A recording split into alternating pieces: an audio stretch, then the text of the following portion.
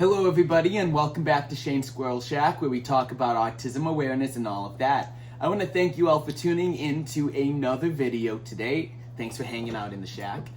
Well, wow, today we're going to be talking about a blast from the past, my history with student aides and how I went from having one in every class to having none. Kind of what led me to get to that point and kind of my experience with someone who had student aides throughout a good chunk of my academic career. So, a student aide's purpose, especially with one on the spectrum, is just to kind of help them, kind of guide them through academic-based activities, be someone that they can ask questions to, like with basic stuff, but they're also gonna make you learn it. They're not gonna just hold your hand the entire time, and that all depends based off of your IEP, how involved the student aide's going to be, or how much they're going to let you try and do things on your own. That's all based off of the individual. So with that, my experience with student aid started a little after kindergarten. I was assigned a student aide, the same student aide from kindergarten through third grade. Her name is Mrs. Marietta Kratievich, and she was like my best friend at the time. She was like in her 50s. But she was like my best friend because I really wasn't friends with anyone my age.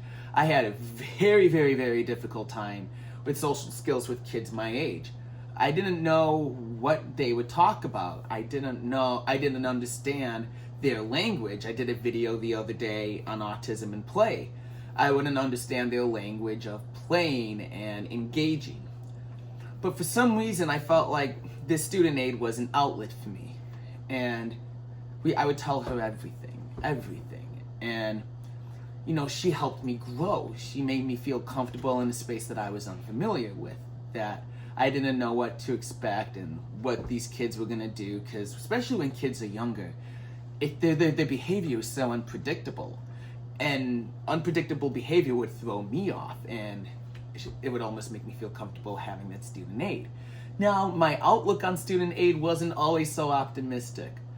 After I moved from Chicago to a new school in fourth grade, I had a new student aide, and it just didn't feel the same. The role changed a little bit. It became a little more enforcive. It was less of a, there was less of a relationship kind of thing with that. Like it wasn't as personable, I guess is what I'm trying to say. And that kind of threw me off, as it was kind of me being more monitored than me being more guided. And that made me more resistant to student aides.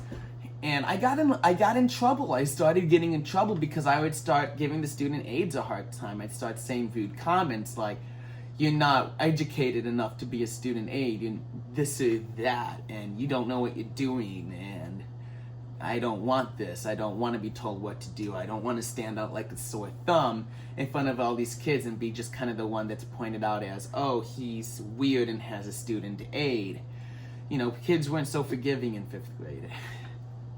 And it kind of made me jealous of all these other kids who didn't have that. I was so envious, jealous. Like, why do I have to be the one who has the student aide next to me and they don't?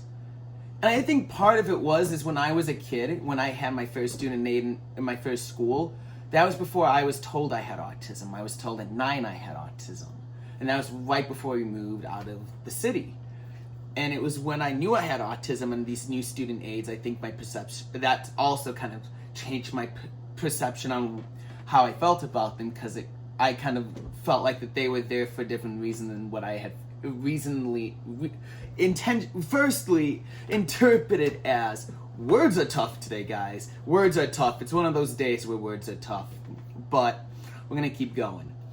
And so it was that, envious jealousy kind of turned into motivation. So at around middle school, like 6th through 8th grade, I was jealous, but that made me realize I had to do something so I could be at that level where I didn't need a student aide.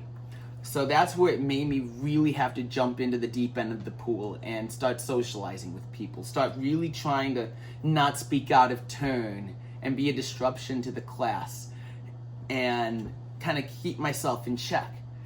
Now, wasn't able to say it these ways as a middle schooler, but it was more of me trying to, I don't want to say be socially accepted, because I did, and I felt like me having an aide around me all the time kind of turned people away. Like, I don't want to hang around a kid who has a student aide listening all the time to our conversations. We're sixth grade, we want to talk about boobs. So, and I never really, and that made me miss out on many social opportunities and kind of made me kind of feel like I got behind on social skills. Whether that's true or not, I'm not sure. But it was me putting myself in those situations and really showing my family, my teachers, my student aides, that I was able to do this on my own. And so here I am now in high school without a student aide. So it was me really taking the accountability that I have to do this, this, and that, and avoid these behaviors and these actions and practice and be more comfortable with doing this, this, and that on my own. It was me becoming more independent as an adolescent. And I relied way too much on people holding my hand for the longest time, which held me back. Once I kind of made those, improvements and kind of made it clear that I was able to do this, I didn't have a student aide.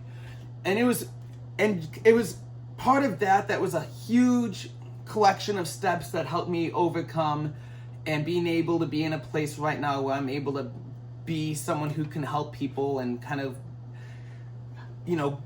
be, oh my God, I can't talk today. It's just kind of, I want to be able to communicate to people these kind of things because I feel like I'm at a place where I am able to do that effectively. So 30 seconds later, I'm finally proving my point. Well, finishing my point.